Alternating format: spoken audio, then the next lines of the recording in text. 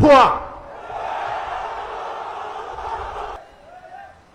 সংসদে গিয়ে প্রাথমিক বিশ্ববিদ্যালয় উপহার দেন, আর কক্সবাজারে এসে বলেন যে বিরোধী দল এই বাজেটে মাদক এবং ধূমপান জাতীয় দ্রব্যের ট্যাক্স বাড়ানো হয়েছে বলে বিরোধী দল তার বিরুদ্ধে প্রতিবাদ করে মিছিল করেছে। মিথ্যা, ভুয়া।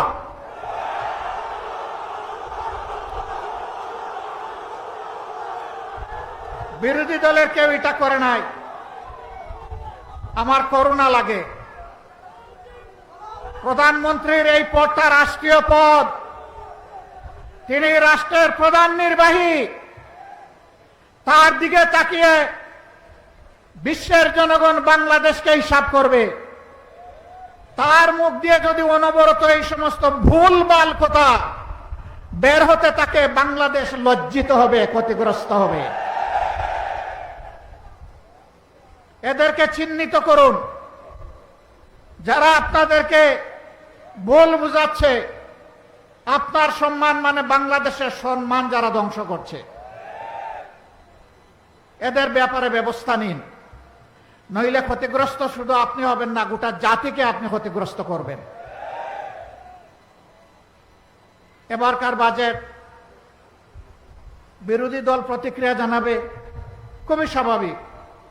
এটা গণতন্ত্রের এসেন্স, এটা গণতন্ত্রের সৌন্দর্য। এতে রাগ করার কি আছে? অল্পতে ধৈর্য হারালে 18 কোটি মানুষের দায়িত্ব পালন করবেন কিভাবে? হ্যাঁ, জনগণ সমর্থন দিবে, প্রশংসা করবে।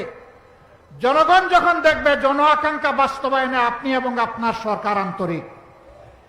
কিন্তু জনগণ যখন দেখবে 70% মানুষের রায়কে আপনারা অপমান অগ্রাহ্য করছেন, জনগণ বসে বসে আঙ্গুল চুষবে না। রায় দিয়েছে জনগণ, মানতে হবে সরকারকে। যে সরকার জনরায় মানে না, সেই সরকার জনগণের সরকার হতে পারে না। সংসদে তারা বলেন তাদের হিসাব অনুযায়ী বিভিন্ন মেকানিজমে সরকারে গিয়ে এখন বলছেন 51% মানুষ তাদেরকে ভোট দিয়ে সরকার গঠনের সুযোগ দিয়েছে। ভালো কথা, কিন্তু 70% মানুষ যে ভোট দিয়ে বলেছে গণভোটের গণরায় মানতে হবে, সেটা মানছেন না কেন?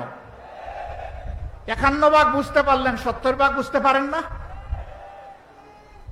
হ্যাঁ, 9 সাড়ে ঘন্টা বললে আসলে হিসাব মিলাইতে সমস্যা হবে।